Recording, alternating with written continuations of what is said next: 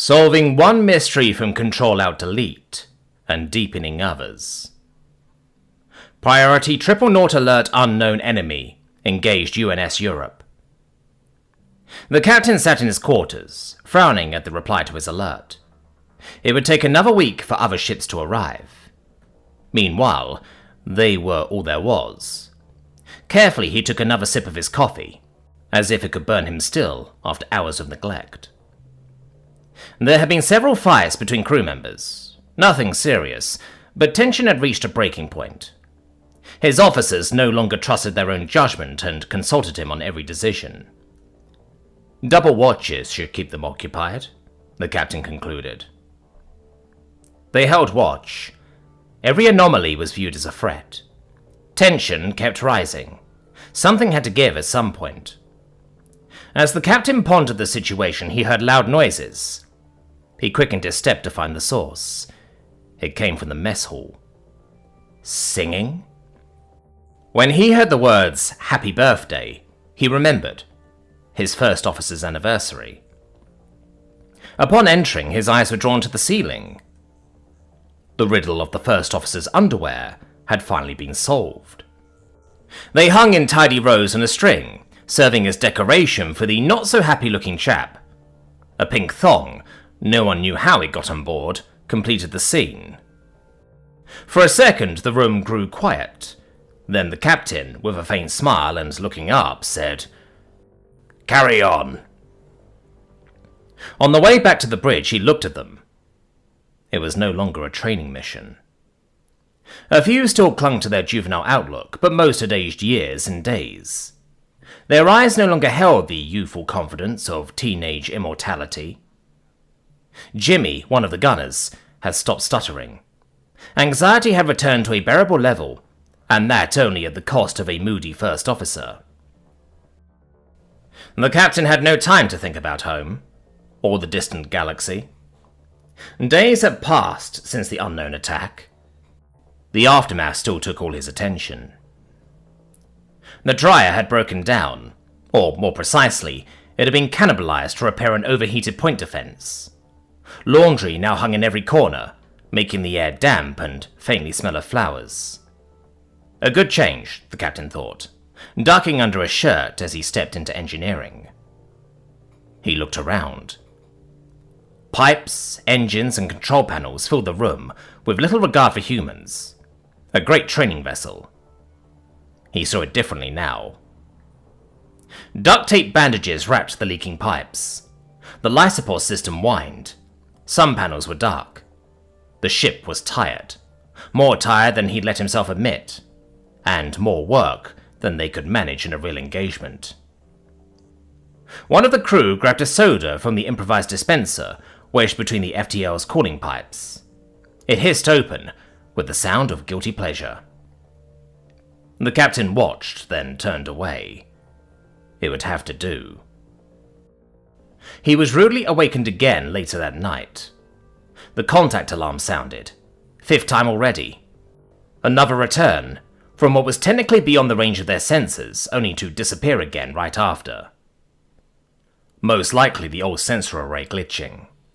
But maybe something was stirring in the depths. The crew had to remain on double watch. Another secret weapon needed to be deployed to maintain morale. The captain decided to let the first officer handle it. He would be the hero of the day, and let him regain some authority. A few hours later, the captain checked in on the mess hall. The first officer looked much happier now. He was standing behind a beer tap, distributing glasses. The crew applauded when a perfect foam cap beer was handed to the captain. He politely refused. A captain is always on duty. The crew had not trained for it. The maneuver was considered too desperate, yet they had no choice now. Some stumbled, others gazed. The transition from endless vigilance to sudden action was too sudden for many, yet the captain was already at his post. 10 dreadnoughts had streaked through subspace in their direction. The faint and distant echoes now confirmed as the Goliath loomed on the sensors. "Full dark! Heading E30," he barked. The captain then coughed. The first officer looked at him for a moment. The heading would place him exactly in the path of the dreadnought marked as E3. "Full dark! Heading E30. Aye, aye, sir," the first officer repeated with a firm voice. "It was an exercise in butt clenching," the gunnery officer later admitted. There had been no briefing, no plan had been discussed. Still, they had done it.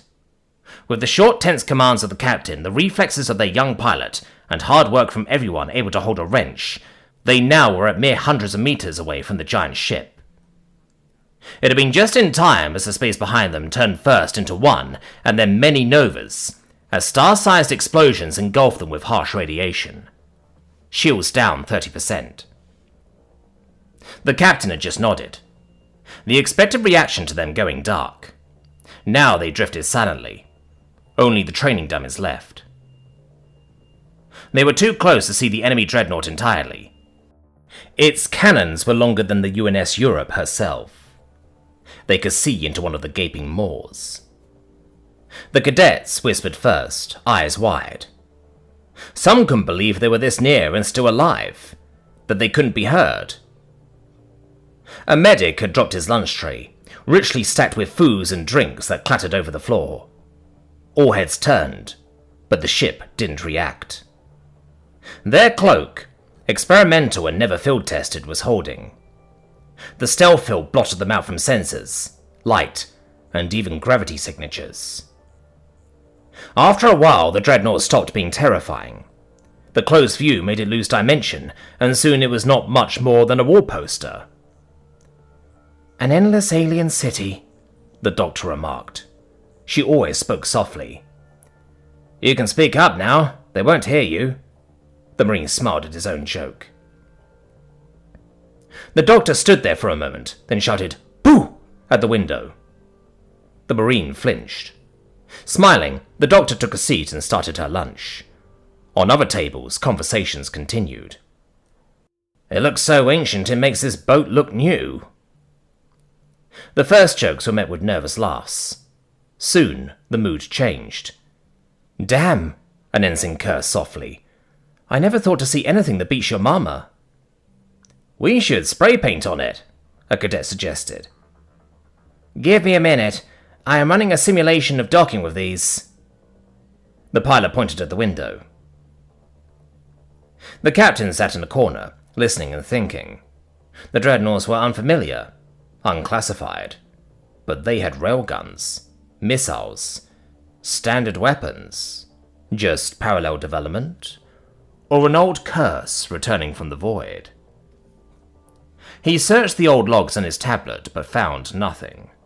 Not everything had been recorded in the Age of War. Not all history had survived. There were holes, big ones. The captain wondered which hole these dreadnoughts had come crawling from. He had to know. He rose. A moment later, he joined his first officer on the bridge. "Assemble a recon mission," he said. "Stealth suits, scatterburst communications only." That meant a minutes-long lag between each message, and a near-zero chance of tracking them through the data stream. It also meant they were basically on their own.